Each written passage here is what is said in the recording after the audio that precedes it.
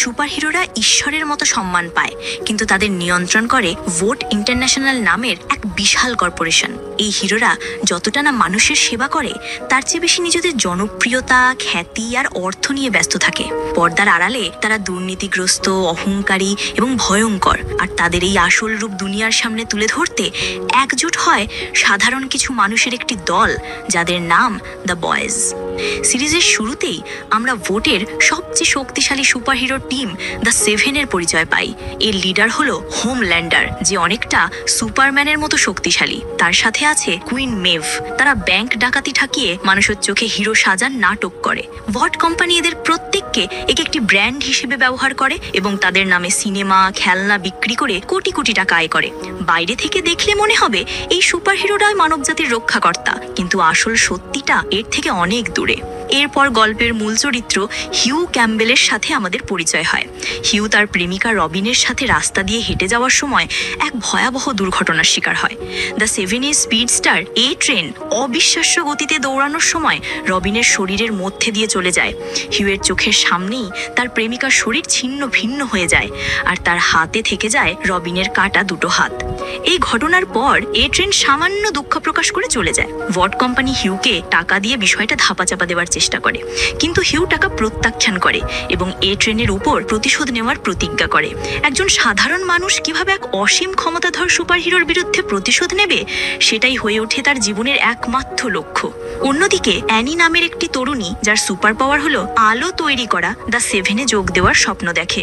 Starlight নামে সে audition দেয় এবং নির্বাচিত হয়, কিন্তু টিমে যোগ দেওয়ার প্রথম দিনই তার স্বপ্ন দুঃস্বপ্নে পরিণত হয়। টিমের অন্যতম সদস্য দ্য ডিপ, যার ক্ষমতা হলো জলজ প্রাণীদের সাথে কথা বলা, স্টারলাইটকে যৌন হেনস্থা করে এবং হুমকি দেয় যে তার কথা না শুনলে তাকে টিম থেকে বের করে দেওয়া হবে। বহুদিনের স্বপ্ন বাঁচানোর জন্য স্টারলাইট বাধ্য হয়ে সেই অপমান সহ্য করে। হিউ যখন তার দুঃখ নিয়ে একা, তখন তার সাথে দেখা করতে আসে বিল বুচার নামের এক রহস্যময় ব্যক্তি।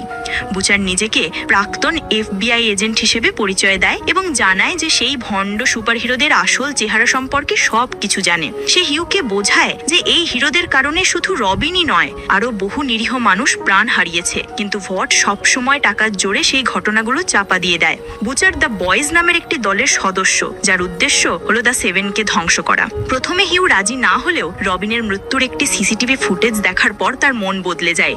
ফুটেজে দেখা যায় এ ট্রেন তার বন্ধুদের সাথে রবিনের মৃত্যু নিয়ে হাসাহাসি করছে। এটা দেখে হিউয়ের ঘৃণা চরমে পৌঁছায় এবং সে বুচারের দলে যোগ দেয়। তাদের প্রথম মিশন হলো ভোটের হেডকোয়ার্টারে একটি গোপন মাইক্রোফোন স্থাপন করা। হিউ ক্ষতিপূরণের টাকা নেওয়ার অভিনয় করে ভোট টাওয়ারে যায় এবং মাইক্রোফোনটি লাগাতে চেষ্টা করে, কিন্তু দ্য সেভেনের আরেক সদস্য ট্রান্সলিউসেন্ট, যে অদৃশ্য হতে পারে, তাকে দেখে ফেলে। ট্রান্সলিউসেন্ট হিউকে আক্রমণ করলে ঠিক সময় বুচার এসে তাকে বাঁচায়। দুজনে মিলে অনেক কষ্টে ট্রান্সলিউসেন্টকে ইলেকট্রিক শক দিয়ে অজ্ঞান করে ফেলে। একজন সুপারহিরোকে অপহরণ করে তারা একটা বিশাল ঝুঁকির মধ্যে পড়ে যায়। দ্বিতীয় পর্বের শুরুতে বুচার আর হিউ মিলে অজ্ঞান ট্রান্সলিউসেন্টকে লুকিয়ে রাখার জায়গা খুঁজতে শুরু করে। তারা বুঝতে পারে ট্রান্সলিউসেন্টকে ছাড়া যাবে না, কারণ সে তাদের চিনে ফেলেছে, কিন্তু তাকে মারাও প্রায় অসম্ভব, কারণ তার ত্বক কার্বনের মতো শক্ত, যা ভেদ করা যায় না। বুচার তার পুরনো বন্ধু এবং দা বয়েজের আরেক সদস্য ফ্রেঞ্চির কাছে সাহায্য চায়। ফ্রেঞ্চি একজন বিস্ফোরক বিশেষজ্ঞ। প্রথমে সেই বিপজ্জনক কাজে জড়াতে না চাইলেও পরে রাজি হয়। অন্যদিকে হোমল্যান্ডের জানতে পারে যে বাল্টিমোরের মেয়র ভোটের একটি গোপন তথ্য জেনে ফেলেছে। সেই তথ্যটি হলো ভোটের সুপারহিরোরা জন্মগতভাবে শক্তি নিয়ে জন্মায়নি, বরং তাদের ছোটবেলায় কম্পাউন্ড ভি নামের এক বিশেষ রাসায়নিক ইনজেক্ট করা হয়েছিল। এই তথ্য ফাঁস হয়ে গেলে ভোটের ব্যবসা ধ্বংস হয়ে যাবে। তাই হোমল্যান্ডার নিজের ক্ষমতা বলে মেয়রের বিমানটি ধ্বংস করে দেয় এবং ঘটনাটিকে একটি দুর্ঘটনা বলে চালিয়ে দেয়। এই ঘটনা থেকে হোমল্যান্ডারের নির্মমতার প্রথম পরিচয় পাওয়া যায়। অন্যদিকে ফ্রেঞ্চি অনেক চেষ্টার পর ট্রান্সলিউসেন্টকে মারার একটি উপায় বের করে। যেহেতু তার শরীর বাইরে থেকে ভাঙা অসম্ভব, তাই তাকে ভিতর থেকে ধ্বংস করতে হবে। ফ্রেঞ্চি একটি শক্তিশালী বোমা তৈরি করে, যা ট্রান্সলিউসেন্টের শরীরের ভিতর ঢুকিয়ে বিস্ফোরণ ঘটানোর পরিকল্পনা করা হয়। হিউ প্রথমেই নির্মম পরিকল্পনা শুনে ভয় পায়, কিন্তু প্রতিশোধের নেশায় সে রাজি হয়। ঠিক সেই মুহূর্তে হোমল্যান্ডার ট্রান্সলিউসেন্টের খোঁজে তাদের আস্তানার কাছাকাছি চলে আসে। দ্য বয়েজ অন্য একটি জায়গায় বিস্ফোরণ ঘটিয়ে হোমল্যান্ডারের মনোযোগ অন্যদিকে সরিয়ে দেয়। এই সুযোগে হিউ বোমার ট্রিগার চেপে দেয় এবং ট্রান্সলিউসেন্টের শরীর ছিন্ন ভিন্ন হয়ে হয়ে যায়। একজন সুপারহিরোকে হত্যা করে দ্য বয়েজ ভটের সাথে সরাসরি যুদ্ধে নেমে পড়ে।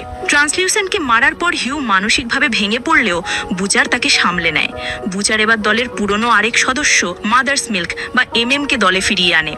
একজন গোছানো স্বভাবের মানুষ এবং সে ফ্রেঞ্চিকে একদমই পছন্দ করে না, কারণ অতীতে ফ্রেঞ্চির এক ভুলের জন্য তাদের দলের বড় ক্ষতি হয়েছিল। যাই হোক, তারা সবাই মিলে ট্রেনের দুর্বলতা খোঁজার জন্য তার প্রেমিকা পপক্লর ওপর নজর রাখতে শুরু করে। তারা পপক্লর বাড়িতে গোপন ক্যামেরা লাগায় এবং জানতে পারে যে ট্রেন তার গতি বাড়ানোর জন্য নিয়মিত কম্পাউন্ড ভি ব্যবহার করে। রবিনের মৃত্যুর দিনেও সে কম্পাউন্ড ভি এর প্রভাবেই ছিল। এই তথ্য দ্য বয়েজের হাতে একটা বিশাল প্রমাণ হিসেবে আসে। এর মধ্যে হিউয়ের সাথে স্টারলাইটের দেখা হয় এবং তাদের মধ্যে ধীরে ধীরে একটা সম্পর্ক গড়ে ওঠে। হিউ জানতো না যে স্টারলাইট দ্য সেভেনের সদস্য, আবার স্টারলাইটও হিউয়ের আসল উদ্দেশ্য সম্পর্কে কিছুই জানতো না। রেসের দিন ট্রেন আবার কম্পাউন্ড ভি ব্যবহার করে জেতার জন্য। রেসের পর এক সাক্ষাৎকারে সে নিজেকে সিঙ্গেল বলে দাবি করলে পপক্লর প্রচন্ড রাগ হয় এবং সেও নিজে কম্পাউন্ড ভি নিয়ে নেয়। এর প্রভাবে তার শরীর থেকে ধারালো হাড় বেরিয়ে আসে। সেই রাতে ঘটনাক্রমে সে তার বাড়ির মালিককে খুন করে ফেলে। এই সুযোগে বুচার আর ফ্রেঞ্চি পপক্লর কাছে গিয়ে তাকে ব্ল্যাকমেল করে এবং কম্পাউন্ড ভি কোথায় তৈরি হয় সেই তথ্য আদায় করে নেয়। চতুর্থ পর্বের শুরুতে দ্য বয়েজ পপক্লর দেওয়া ঠিকানায় একটি গুদামে পৌঁছায়। সেখানে তারা দেখে অনেক মানুষকে খাঁচায় বন্দি করে তাদের উপর কম্পাউন্ড ভি প্রয়োগ করা হচ্ছে। সেখানেই তারা কিমিকো নামের এক রহস্যময় মেয়েকে খুঁজে পায়, যার মধ্যে অতি মানবীয় শক্তি আছে। কিমিকো সেখান থেকে পালিয়ে যায়।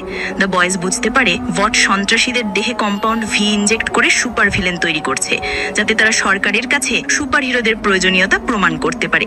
এই পর্বের সবচেয়ে মর্মান্তিক ঘটনাটি ঘটে যখন হোমল্যান্ডার আর কুইন হুইভ একটি অপহৃত বিমান উদ্ধার করতে যায়। হোমল্যান্ডার তার লেজার রশ্মি দিয়ে সন্ত্রাসীদের মারতে গিয়ে ভুলবশত বিমানের কন্ট্রোল প্যানেল নষ্ট করে দেয়। বিমানটি নিশ্চিতভাবে ধ্বংসের দিকে এগিয়ে যেতে থাকে। মেভ যাত্রীদের বাঁচানোর জন্য হোমল্যান্ডারকে অনুরোধ করে, কিন্তু হোমল্যান্ডার বলে যদি সে কয়েকজনকে বাঁচায় তাহলে তারা সবাইকে বলে দেবে যে তারই ভুলে বিমানটি ভেঙে পড়েছে। তাই সে নিজের ভাবমূর্তি রক্ষার জন্য নির্মমভাবে সমস্ত যাত্রীকে মৃত্যুর মুখে ঠেলে দিয়ে সেখান থেকে চলে আসে। তারপর সে মিডিয়ার সামনে নাটক করে যে সামরিক বাহিনীর দেরির কারণে সে বিমানটি বাঁচাতে পারেনি। এই ঘটনার মাধ্যমে হোমল্যান্ডারের আসল রূপ প্রকাশ পায়। সে একজন নায়ক নয়, বরং একজন সাইকোপ্যাথ। অন্যদিকে হিউ স্টারলাইটের সাথে তার সম্পর্ককে দলের স্বার্থে ব্যবহার করতে শুরু করে। দ্য বয়েজের হাতে এখন কম্পাউন্ড ভি এর প্রমাণ আছে, তাদের সাথে কিমিকোর মতো একজন সুপার হিউম্যান আছে এবং তারা ভটের বিরুদ্ধে এক অসম লড়াইয়ের জন্য প্রস্তুত। এখানেই সিরিজের প্রথম 4টি পর্ব শেষ হয়, যা দর্শকদের এক রোলার কোস্টার যাত্রার জন্য তৈরি করে দেয়।